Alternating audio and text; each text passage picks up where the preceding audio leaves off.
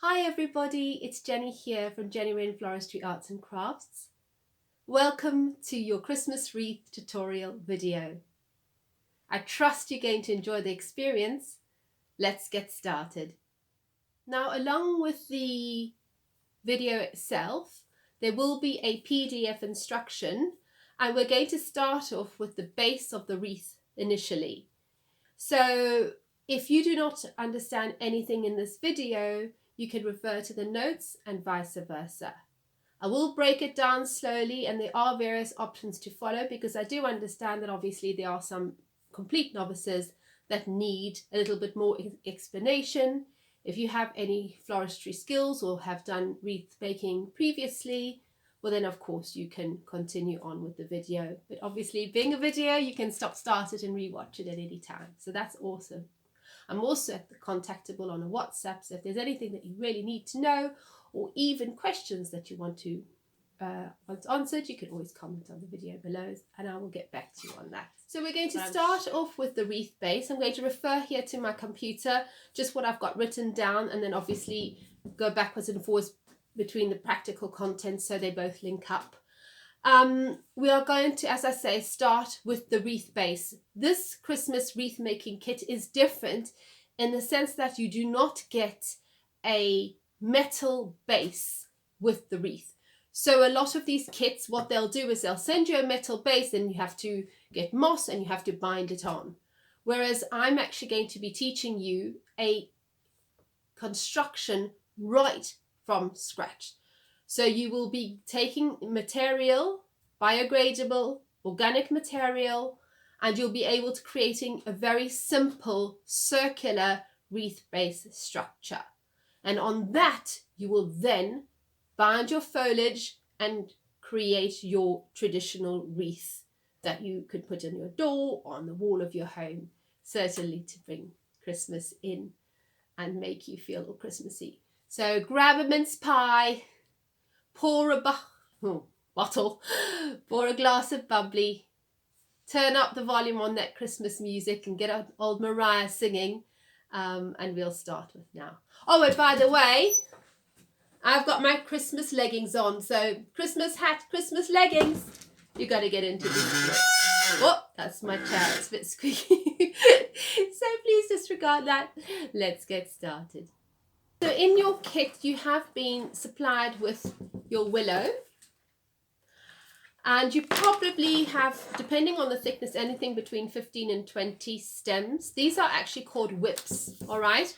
And you should have received them because I post out the wreath kits reasonably quickly once the willow is harvested. So you shouldn't need to have them overnight in water. However, if you plan to do this wreath kit in a week or two, then by all means check it a day before you want to actually do the wreath, and then you might need to submerge it in water and keep it in there for a full 24 hours.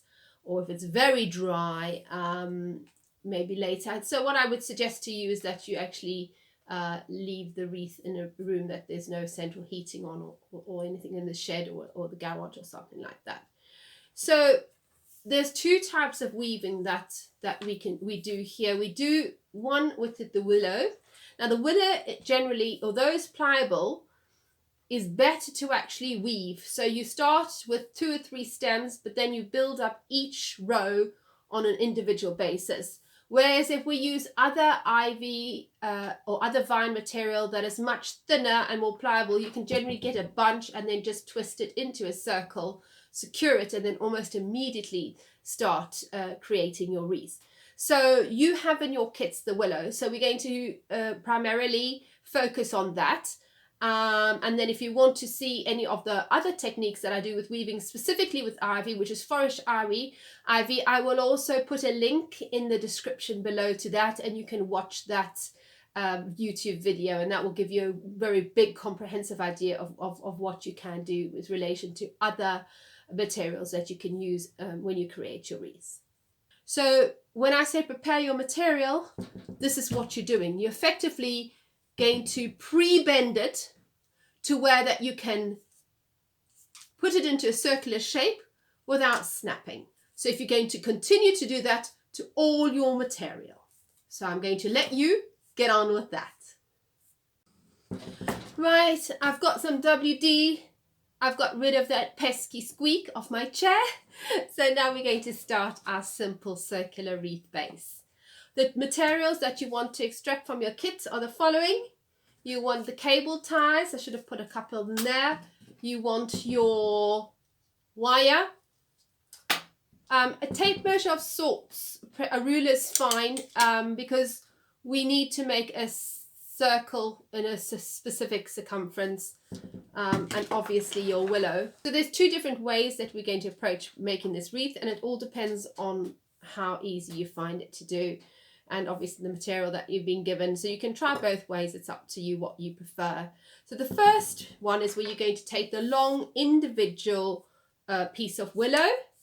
As I say, you've already prepared it, and then very simply you can use the table if you want to, but you bring it round into a circle, and then you can just bend it onto the table. I'm just going to lower the actual video here, and you can just bend it onto the table and create the shape that you need. And this is I'm going to call this the tail. So we're effectively just making sure that it's a circle that we're happy with. You've got a ruler or you've got a tape measure. You can go, I wouldn't suggest going anything smaller than 12. Anything between, I would say go 14. But equally 12 is good. I'm going to make this one slightly bigger. And once I've made the circle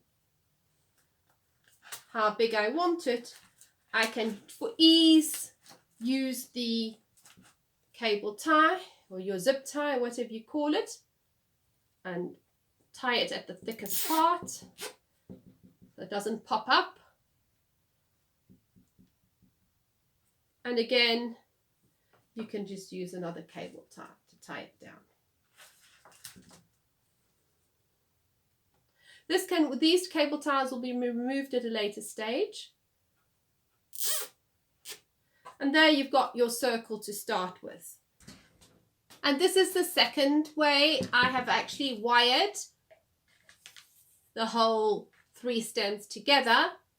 And now it is easier to work with because you haven't got stems popping up all over the place. And then here it's also very, very easy to make a circular shape. So again, you can twist your wrist like this and make a circular shape, or you can just do it this way and then just pop it on the table, make it into a shape. Now this is where you can start weaving because you're going to have a longer piece up here. So whatever shape you've got, put your arm through and take the little extra tail and just start weaving it through and around the base of the wreath. And then you're going to take the other side and go the other way through.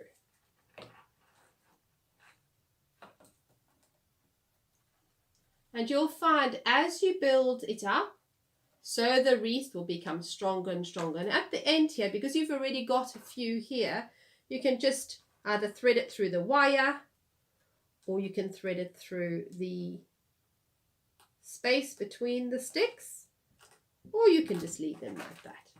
Okay, so keep bending them just gently. Right. So now I've made 2 circular bases, both equally as effective. Just snip the cable ties off. All right, and all we're going to do now here is actually weave the single branches around the initial circular shape that we created. What we're going to do, as I've mentioned here, is we're going to add a stick to the ring a quarter turn away from the first. So we don't start at the same place each time. We're going to build at a quarter turn at each time, and that way we're going to build up the density of the wreath. Right, so we'll just start off with 1. Okay, doesn't matter where I start. Hold your wreath on with your left hand, obviously right if you're left-handed, doesn't really matter. Put it through, leave a little tail to start, and start to bind it.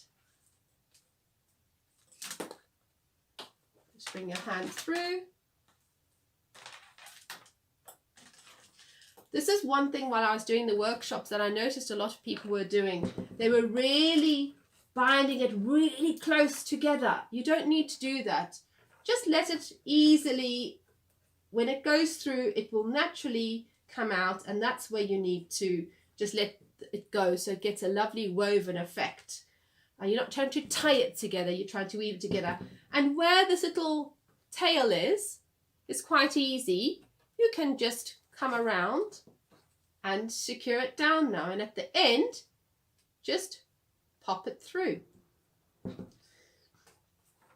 And equally here you can pop this through as well. So as you're going round you can tidy it up. And again, this is the same process now.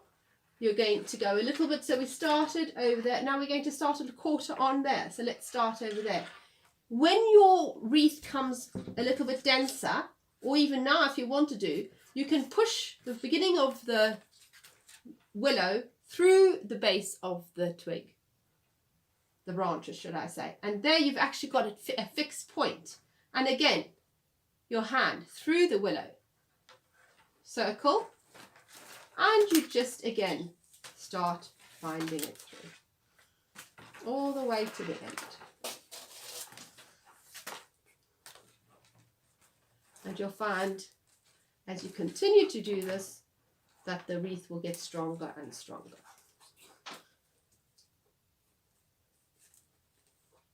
Don't worry if it's sort of, you hear a little bit of a crack, as long as you just keep on binding and it doesn't break completely, because any of the other willow that you weave around will secure it. You only need a very simple base to start with. Quarter on, exactly the same process. Push it through. Just need to put my computer out of the way. Push it through there, on through.